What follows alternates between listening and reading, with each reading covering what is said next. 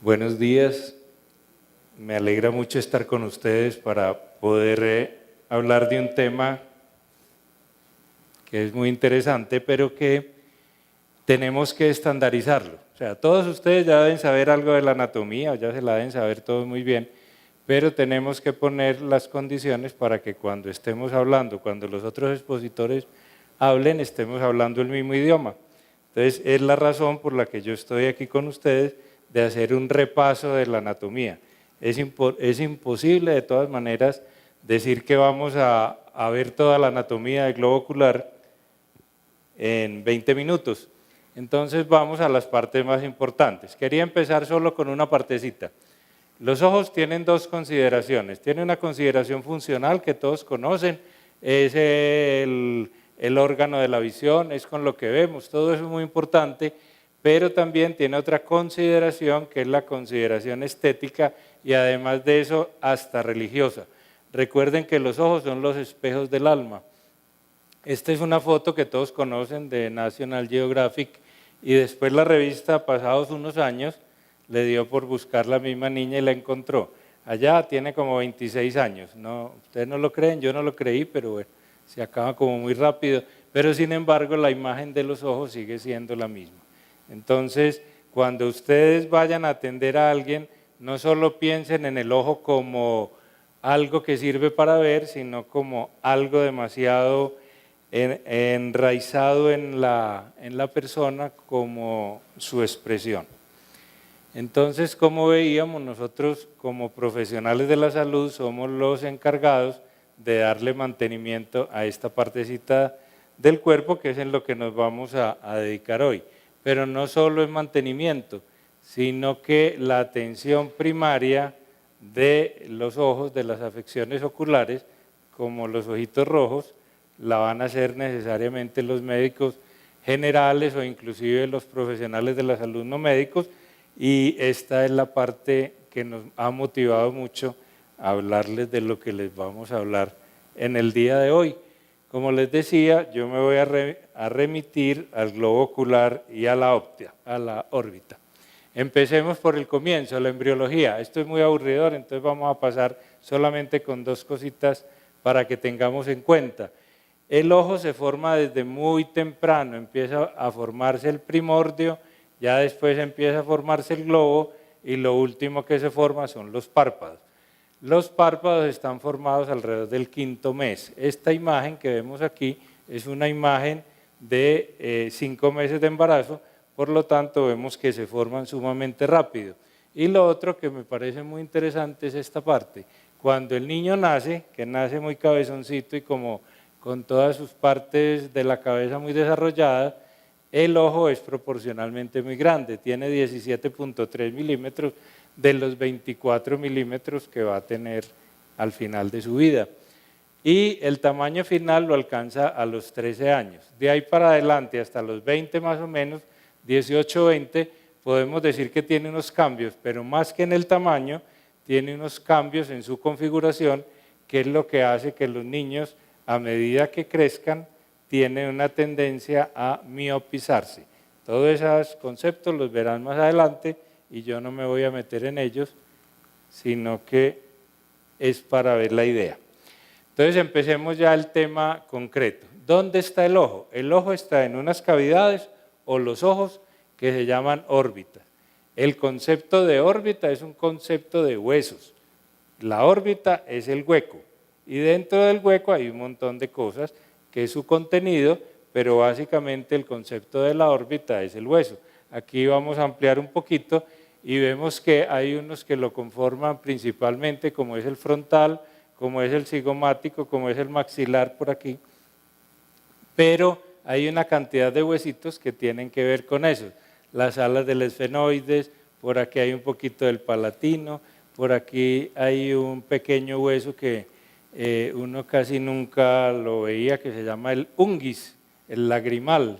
Era como de esas cosas raras en anatomía, que es muy importante porque por él está la fosita por donde salen las lágrimas hacia la nariz, el conducto lagrimal. Aquí está el espacio para el saco. Y tenemos aquí todas estas láminas papiráceas del etmoides, que también es muy importante porque infecciones crónicas muchas veces del reino de la otorrinolaringología pueden tener aquí perforaciones y causar problemas en el ojo. Entonces, como les decía, el ojo tiene, la órbita es el concepto de hueso y en su contenido hay una cantidad de cosas, pero resulta que el globo ocular, que es el que decimos nosotros que es el rey de la órbita, solamente ocupa un 20% del volumen total de esa cavidad de la órbita. De resto hay grasas, músculos, vasos, hay un montón de cosas, ligamentos y demás que nos van a ayudar a que el ojo funcione. Entonces vamos a ver algo de lo que hay en la órbita. Esto es muy asustador, pero vamos a ver como lo más importante de ello. ¿Qué tenemos? Y empecemos por sistemas. En la parte de nervios, es muy interesante ver que de los nervios craneales, como 5 de ellos, de los 12, como 5 se van para el ojo.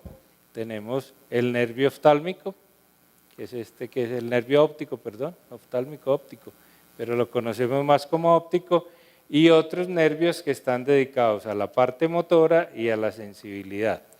Entonces, los nervios vienen, salen de la raíz y se acompañan generalmente de los vasos y van a llegar a dar la inervación del ojo. ¿Qué es importante que recordemos desde el punto de vista práctico? Nervios, venas, arterias, el célebre paquete, van, como de su nombre, acompañando algunos de los músculos. Y en el ojo podemos decir que tenemos dos sistemas, el sistema anterior y el sistema posterior. El sistema anterior lo conocemos como ciliares largos y van a través o van aquí por los músculos rectos y llegan y entran a la parte anterior del globo ocular. Esos son los ciliares largos. Hay nervios ciliares largos, hay venas ciliares y hay arterias ciliares. Y tenemos otro sistema que es aquí más pequeñito, que entran por la parte posterior del ojo, que es lo que llamamos los ciliares cortos. Esos van a ir principalmente al área de la retina. Entonces, son dos sistemas que son separados. Por eso podemos tener problemas en la retina y la parte anterior del globo estar funcionando perfectamente. Bueno, ¿qué es importante? ¿Qué les quiero yo decir así como cosas útiles desde el punto de vista de la anatomía? El ojo tiene una característica, o la órbita en este caso, y es que es el sitio donde se hace la anastomosis del sistema profundo, o sea, lo que va por las arterias cerebrales y los senos cavernosos que están por aquí, con el sistema superficial de la cara. De ahí sale aquel viejo cuento del triángulo de la muerte, entre los ojos y la nariz, porque las venas de allí drenan a través de la órbita hacia los senos cavernosos. Y un simple barrito que esté infectado con un estafilococo y que nos lo estripamos en esta parte, puede producir un trombo y venir. Y aquí en los senos el flujo venoso va a ser sumamente lento, entonces allí se van a producir siembras y se pueden formar abscesos cerebrales. Entonces ese es el concepto del triángulo de la muerte. Recuerden una idea, siempre se anastomosan circulación profunda con circulación superficial, circulación de la arteria cerebral y sus vasos con la circulación de la facial. Entonces esa es una partecita importante. La otra parte importante que hay aquí es que dentro de los nervios motores tenemos el motor ocular común, que es el que mueve casi todos los músculos del ojo, pero el recto externo tiene un músculo por acá que es el sexto, que es el músculo más largo de los del paquete de los nervios craneales. Y en las diabetes o algunas alteraciones metabólicas es el primero que sufre y por eso se producen parálisis de ese músculo y el ojo se hace un visco hacia adentro como respuesta a ese tipo de injurias. Muchas veces las diabetes las diagnosticamos por endotropias que aparecen en el adulto y va uno a ver y tienen el azúcar en las nubes. Entonces estos son como los daticos importantes, pero hay más en la órbita y algo muy importante son los músculos extraoculares. Entonces los músculos extraoculares, desde el punto de vista práctico, para que nos recordemos, tenemos 4 músculos rectos, uno arriba, lateral, lateral interno y el inferior. Entonces, ¿cómo nos entendemos? Recto superior, ninguna duda, recto inferior, ninguna duda. Recto interno o recto medio o recto medial, es lo mismo, los que están al lado de la nariz. Y el recto externo tampoco tiene mayor problema, todo el mundo le dice externo. Cada uno cuando jala, el globo ocular le hace su movimiento hacia su lado, pero no, los movimientos del ojo no son puros, son conjugados. Cuando yo miro alguna parte, usualmente están funcionando más de un músculo y por eso puedo recorrer casi los 360 grados. Y hay una partecita aquí que es muy importante para la visión cercana. Cuando yo miro de cerca, los ojos convergen y pueden hacer un movimiento como de barrido que está dado por estos pequeños musculitos que se llaman los oblicuos. Este es pequeño, este es más largo porque viene desde atrás y tiene esta parte que se llama la tróclea, que es como una polea para poder hacer el efecto y se insertan en la parte posterior del ojo. Por lo tanto, su movimiento es inverso al sitio donde se insertan. O sea, no se enreden la vida, simplemente los oblicuos son los músculos que nos sirven para leer y para hacer el movimiento interno de recorrido. Ese es el mensaje sencillo de esa parte de los músculos. Hay otra parte que esta sí es menos, se habla menos de ella, pero que es muy importante, y es el resto del contenido de la órbita, que son los ligamentos. Y hay un ligamento que a mí me parece fundamental, que se llama el tabique orbitario. El tabique orbitario es la barrera entre la parte interna, llamémoslo todo lo de adentro del ojo, que pertenece más bien al cráneo, y la parte externa que pertenece a la cara. Esto es fundamental porque en la vida diaria del médico hay que diferenciar las celulitis orbitarias si son anteriores o si son posteriores. Si son posteriores, casi que el riesgo de un absceso, de una meningitis o de un problema grande es el mayor, pero si son anteriores se maneja casi como una infección de piel. Y la diferencia entre uno y otro es este tabique que nos va a separar la parte de adelante y la de atrás.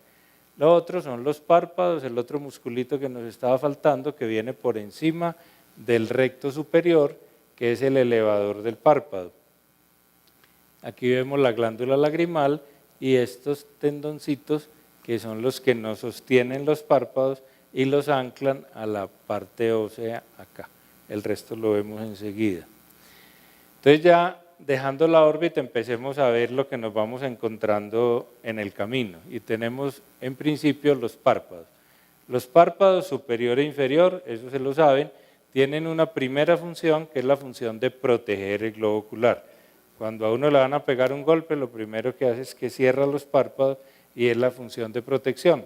Eso es evidente, pero yo quiero resaltar otra función que es la función que tienen los párpados en el lagrimeo. Entonces, el párpado es el encargado de repartir las lágrimas.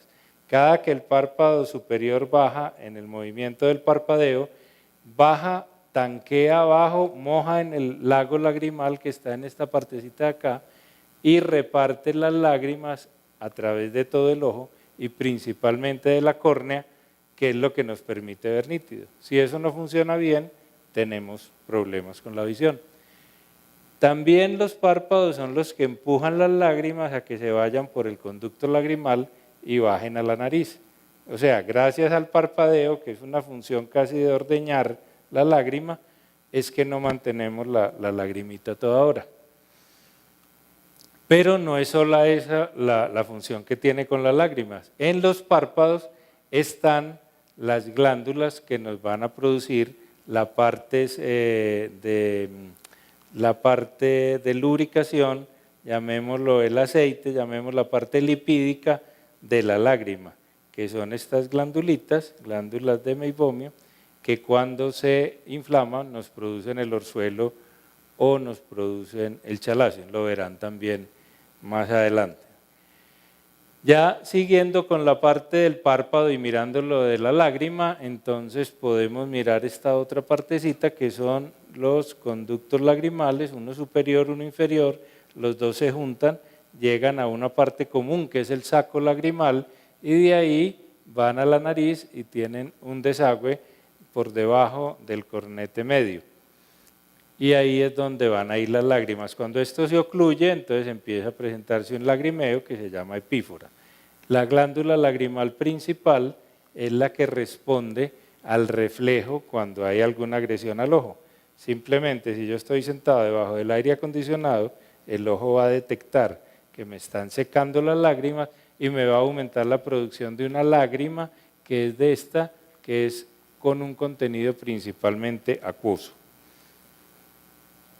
Siguiendo ya de los párpados hacia atrás, encontramos la conjuntiva, todos la conocen. Conjuntiva es la membrana semitransparente que cubre la esclera en este caso, que tiene un repliegue aquí y sube y cubre el párpado por detrás. Esta parte de la conjuntiva la llamamos conjuntiva vulvar, la que recubre el ojo. La que recubre los párpados la llamamos conjuntiva tarsal. Entonces, ese es otro de los puntos que tenemos que ver. La conjuntiva es ricamente inervada y cuando las venitas que tiene la conjuntiva, los vasitos, se dilatan, es cuando el ojo se pone rojo, como en estas partes de aquí, vemos los vasitos dilatados. Ahora, en el extremo, la conjuntiva tiene dos repliegues o dos elementos que es importante recordar. El uno se llama el pliegue semilunar, que es este de aquí, el primero que encontramos. Ese es ¿qué importancia tiene? No, básicamente es una arruga de la conjuntiva para que el ojo se pueda mover para lado y lado. Y más adentro hay otro que se llama la carúncula, que es esta partecita de acá. Esta es la zona donde dan los pterigios, que me imagino que en el transcurso del día irán a hablar mucho de eso. Ahora vamos al ojo, a la bolita del ojo. Y tenemos que es muy importante saber cómo lo vamos a distribuir desde el punto de vista, en este caso, digámoslo, geográfico. Entonces, el globo ocular lo podemos partir en dos partes. Haciendo una cruz, mirada de frente y tenemos cuadrantes. Entonces yo puedo decir que tengo una lesión en el cuadrante supero, y si aquí está la nariz, supero nasal, o supero temporal, infero nasal. Esa es una buena forma de poder decir. Pero si tenemos el ojo, ya considerándolo desde el punto de vista espacial, lo vamos a dividir por medio de un ecuador, o sea, de la línea que lo parte en dos, y vamos a hablar de la parte anterior y de la parte posterior del ojo. Ahora, ese tipo de divisiones no es muy útil desde el punto de vista clínico. Y desde el punto de vista clínico estamos haciendo otra división que es esta, en el cual ponemos el ojo acá como segmento anterior que equivale al lente de la cámara, aquí están casi que todos los sistemas de enfoque, y el segmento posterior que equivale al cuerpo de la cámara, que es donde están los sistemas de la visión, o sea, la película, por decirlo así. Cuando miramos, el segmento anterior tiene una cantidad de cosas que son muy importantes, pero básicamente se divide en dos cámaras para que no se enreden cámara y segmento. Cámara anterior del iris hacia adelante y cámara posterior del iris hacia atrás hasta el cristalino. ¿Qué importancia tiene esa cámara posterior o las dos cámaras trabajando juntas? Que son las encargadas de manejar la producción del humor acuoso que va a venir por aquí, va a dar la vuelta por la pupila y va a drenar por esta parte que se llama el ángulo camerular a través del canal de Schlemm. Funciona igual a como funciona un lavamanos. Aquí se produce y aquí se produce en el cuerpo ciliar. Viene por acá y tiene un desagüe que es el canal de Schlemm. Cuando el desagüe no está funcionando o se está produciendo mucha agua, el lavamanos se va a derramar. Pero como el ojo es cerrado, no se nos derrama, sino que se aumenta la presión. Ese es el concepto de glaucoma, principalmente en el ángulo estrecho. Cuando hablamos de ángulo estrecho, estamos hablando de esta partecita de aquí, que es que el iris se nos pega a esta raíz de la córnea y nos va a tapar esta parte que es el canal de Schlemming. Siguiendo y mirando vemos la córnea, que es muy claro, muy conocida por todos, y resulta que su principal característica es que sea transparente. Y eso tiene otro cuento que lo verán también durante el día. Entonces tenemos la córnea y la córnea. Y si seguimos mirando, vemos que la córnea es algo que por su nombre es muy duro, pero que lo tenemos que cuidar. A veces no la cuidamos mucho, esa es la cuña de los que trabajamos en córnea, pero bueno, sigamos para adentro. Vemos el lente que nos ayuda a enfocar. La córnea es el principal lente del ojo, pero es un lente fijo. Él no permite hacer enfoque. El lente que permite hacer los enfoques está más atrás, que se llama el cristalino. Y el cristalino, a medida que pasan los años, como aquí, va perdiendo su condición de cristalino, se va poniendo opaco y es lo que llamamos la catarata. Entonces, el cristalino con los años se pone opaco. ¿Cómo funciona el cristalino? Si va a enfocar de cerca, se pone más redondo. Si va a enfocar de lejos, se aplana. Y eso también se va perdiendo y es la presbiopía o presbicia. O sea, acuérdense, el cristalino se pone duro. Yo les digo que con los años casi todo se va poniendo blandito y el cristalino, que debía quedarse blandito, se pone duro, pero bueno, esa es la vida. Cuando llegamos a la parte de atrás, vemos el segmento posterior y decíamos que encontramos la retina, que es como el rollo. Aquí hay otros elementos importantes, tenemos la retina acá, tenemos la coroides, que fundamentalmente es vascular y va a tener que ver con la nutrición del segmento posterior, y tenemos la esclera. ¿Cuál es la función de la esclera? La función de la esclera es que lo que hay adentro no se salga, o sea, es la envoltura del ojo, junto con la córnea es lo que le da la estructura al ojo. La retina, ya sí la tenemos, ustedes se acuerdan de pronto el terror de las 10 capas de la retina, pero no lo miren como que cuál es cuál, sino que lo más importante es que las capas de la retina fundamentalmente son celulitas que están haciendo anastomosis o sinapsis con otras células que son las encargadas de llevar el mensaje hacia el cerebro. Pero la parte central de la retina tiene esta parte que se llama la mácula lútea, que es lo que ahora estamos viendo tanto como las degeneraciones maculares relacionadas con la edad, que a medida que aumentamos la perspectiva de vida, aumentamos las enfermedades que se relacionan con los años, y básicamente esa mácula es con la que vemos los detalles, porque tiene una gran cantidad de células y de receptores, de conos en este caso, que son los que ven los detalles. La otra parte importante en la parte posterior es la papila, que es la entrada del nervio óptico. El nervio óptico viene como un cable aquí, un cable de teléfono lleno de fibritas, llega a la punta y se tiene que abrir hacia toda la retina. Y aquí tenemos la forma en que se abre, y al abrirse queda un huequito en la mitad, que es lo que llamamos la excavación. Como ustedes ven aquí, esto es muy cerrado. Entonces, si la presión aquí se aumenta, esa presión me empieza a estripar este nervio, esta excavación se va aumentando y las fibras se van muriendo, que es el cambio a largo plazo del glaucoma. Y por último tenemos el vítreo, que es lo que nos rellena toda esta cavidad y le da la estructura, llamémoslo al ojo. Es un compuesto gelatinoso que a los que trabajamos en segmento anterior no nos gusta mucho ver, porque quiere decir complicaciones, pero que sin embargo es muy importante para mantener bien toda la parte de la retina. Este era como el mensaje a la carrera de lo que les tenía que decir. Espero que haya sido de mucha utilidad y muchas gracias por la paciencia.